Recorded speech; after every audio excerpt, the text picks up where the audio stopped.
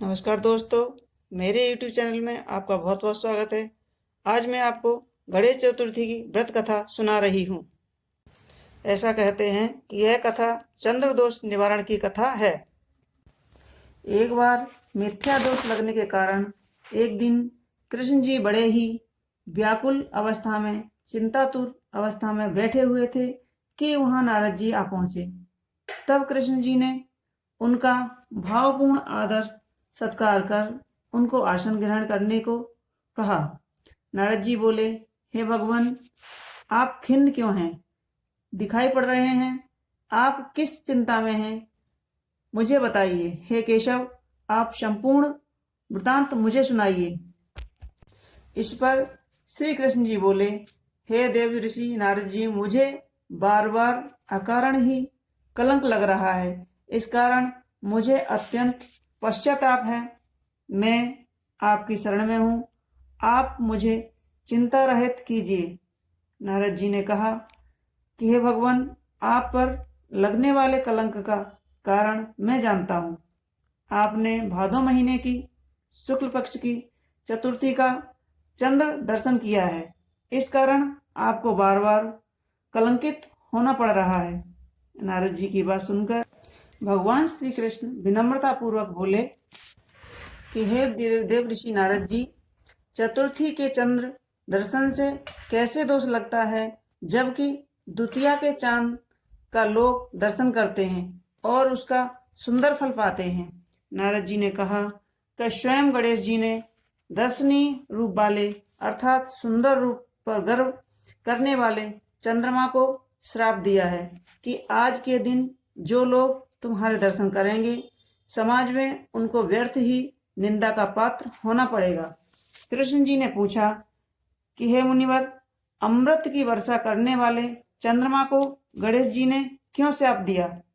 आप इस सर्वोत्तम उपाख्यान का विस्तार से वर्णन कीजिए। नारद जी ने उत्तर दिया कि प्राचीन काल में ब्रह्मा, विष्णु और शिव ने मिलकर गणेश जी को अष्ट सिद्धि तथा नवनिधि को पत्नी रूप में प्रदान किया। तदंतर शास्त्रोक्त विधि से गणेश जी की पूजा करके उन्हें संपूर्ण देवों में अग्रणी बनाकर प्रजापति ब्रह्मा जी ने उनकी स्तुति करने लगे।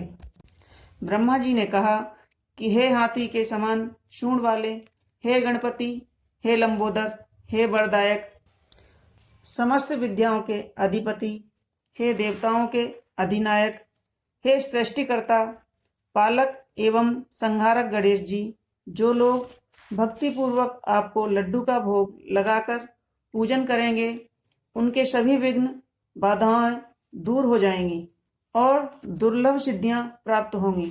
इसमें किंचित मात्र भी संदेह नहीं है। जो देव या दानव आपकी पूजा किए बिना सफलता की कामना करते हैं, वे अरबों कल्प तक भी सिद्धि नहीं मिलेगी। हे गणनायक, आपकी कृपा कटाक्ष के बल पर सदा विष्णु जी पालन करते हैं तथा शिव जी संहार करते हैं। ऐसी स्थिति में मेरा सामर्थ्य नहीं है कि मैं आपकी स्तुति कर सकूं। ब्रह्मा जी के मुख से ऐसी स्तुति सुनकर गणेश जी ने विश्व के अधिपति ब्रह्मा जी से प्रेम पूर्वक कहा कि हे जगत के रचयिता ब्रह्मा जी, मैं आपकी भक्तिपूर्ण निश्चल स्तुति से अत्यंत प्रसन्न हूँ। आपकी जो इच्छा हो मुझसे वरदान मांग लीजिए, मैं उसे पूर्ण करूँगा। ब्रह्मा जी ने कहा, हे प्रभु, आप मुझे ऐसा वर दीजिए कि सृष्टि के रचना काल में मुझे किसी प्रकार की बाधा ना हो। गणेश जी ने प्रसन्न मन से मुस्कुराते हुए कहा, तथास्तु, अर्थात आपका कार्य निर्विघ्न रूप से चलता रहेगा। ब्रह्मा जी गणेश जी से वरदान पाकर अपने धाम को चले गए। इधर स्वेच्छा से भ्रमण करने वाले गणेश जी ने सत्यलोक से चलकर अपना अद्वितीय स्वरूप धारण कर आकाश मार्ग से चंद्रलोक में जा पहुंचे। रूपशाली चंद्रमा ने गणेश जी का ऐसा हास्य योग स्वरूप को देखा, जिसमें उनकी लंबी सूंड, सूप जैसे कान, लंबे दांत, भारी भरकम तौंद वाला पेट और चूहे के वाहन पर आसीन है। ऐसे विस्मयकारी रूप को देखकर रूपवान चंद्रमा को उपहास भरी हंसी आ गई। चंद्रमा के इस प्रकार हंसने से गणेश जी कुपित हो गए। उनकी आंखें क्रोध से लाल हो गईं। तब श्री गणेश जी ने चंद्रमा को श्राप दिया और कहा कि हे चंद्रदेव, तुम दर्शनीय एवं सुंदर रूप वाले मद में चूर होकर मुझ पर हंस रहे हो। इसका फल तुम्हें जल्द ही भोगना पड़ेगा। आज से शुक्ल पक्ष की चतुर्थी के दिन जो कोई भी व्यक्ति तुम्हारे पापी मुंह को देखेगा और जो व्यक्ति भूल से भी तुम्हारे मुख को देख लेगा, उसे अवश्य ही मिथ्या कलंकित होना पड़ेगा। नारद जी ने कहा कि हे कृष्ण, ऐसा भीषण श्राप सुनकर ब्रह्मांड में हाहाकार मच गया और चंद्रमा का मुख मलिन हो गया तथा वे जल में प्रविष्ट हो गए। उसी दिन से चंद्रमा अपना स्थान बनाकर रहने लगे।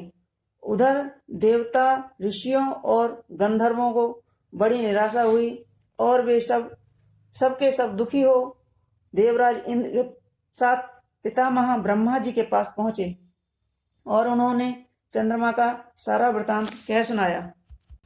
इस पर ब्रह्मा जी बोले कि हे गणेश जी, के श्राप को कोई नहीं काट सकता, ना ही मैं, ना ही विष्णु जी, ना ही शिव जी। इसलिए आप लोग गणेश जी की ही शरण में जाइए, वे ही चंद्रमा को श्राप से मुक्त कर सकते हैं।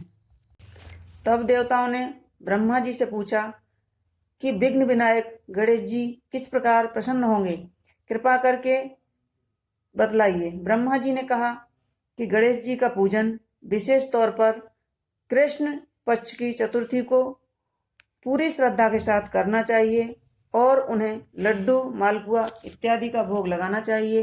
यथाशक्ति व्रत पूजन कर ब्राह्मणों को दान दक्षिणा देनी चाहिए। यह सब विधि विधान जानकर सब देवताओं ने देवगुरु बृहस्पति को गणेश जी के सन्मुख भेजा। उन्होंने ब्रह्मा जी द्वारा बताई गई रीति से गणेश जी का व्रत पूजन इत्यादि किया। इस पर गणेश जी प्रसन्न हुए। यह देखकर चंद्रदेव भी उनकी स्तुति करने लगे और कहा कि गर्व के कारण मैंने आपका उपहास किया, इसके लिए मैं क्षमा प्रार्थी हूँ। चंद्रमा द्वारा स्तुति करने पर गणेश जी प्रसन्न हुए और वर मांगने के लिए कहा। तब चंद्रदेव ने वर मांगने की सभी लोग मेरा दर्शन की भांति करने लगे और वो कलंकित ना हो, इस वरदान के लिए गणेश जी ने मना कर दिया।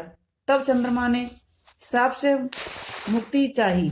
इस पर गणेश जी ने कहा कि जो लोग भादों शुक्ल पक्ष की चतुर्थी को दर्शन करेंगे उन्हें मिथ्या कलंक तो अवश्य ही लगेगा, इसमें कोई संदेह नहीं है। किंतु शुक्ल पक्ष की द्वितीया को लोग तुम्हारे दर्शन करते रहेंगे तो उन्हें चतुर्थी के दर्शन का दोष पूर्ण नहीं भुगतना पड़ेगा। हे कृष्ण, तभी से लोग द्वितीया के चंद्र का दर्शन करने लगे, किंतु दोज के चंद्रमा दर्शन नहीं करने वाले चतुर्थी के चंद्रमा का दर्शन करेंगे तो उन्हें 1 वर्ष के भीतर ही कलंक का भागी होना पड़ेगा। तब चंद्रमा ने गणेश जी से पूछा कि यदि भूलवश ऐसा हो जाए तो मनुष्य को क्या करना चाहिए जिससे वे इस कलंक से बच जाएं। इस पर श्री गणेश जी ने कहा कि प्रत्येक चतुर्थी को उनको विधि पूर्वक मेरा व्रत, पूजन, भोग इत्यादि लगाकर दान करना चाहिए और चतुर्थी के दिन मेरी कथा का श्रवण करने से इस मिथ्या कलंक से छूट जाएगा। तब नारद जी के आदेशानुसार भगवान श्री कृष्ण ने गणेश जी का विधिवत अनुष्ठान किया, कथा का श्रवण किया। इस व्रत को करने से भगवान श्री कृष्ण जी मिथ्या कलंक से मुक्त हो गए। नारद जी ने कहा, जो कोई भी आपकी श्यामंतक मणि कथा को सुनेगा तथा चंद्रमा के कथानायक को सुनेगा, उसे भाद्रपद शुक्ल पक्ष की चतुर्थी दर्शन का दोष नहीं लगेगा। बोलिए गणेश जी महाराज की जय। तो दोस्तों, कैसी लगी हमारी आज की ये कथा? आप हमें कमेंट्स बॉक्स में जाकर अवश्य लिखें। हमारे वीडियो को लाइक करें, शेयर करें तथा हमारे चैनल को सब्सक्राइब करें। धन्यवाद।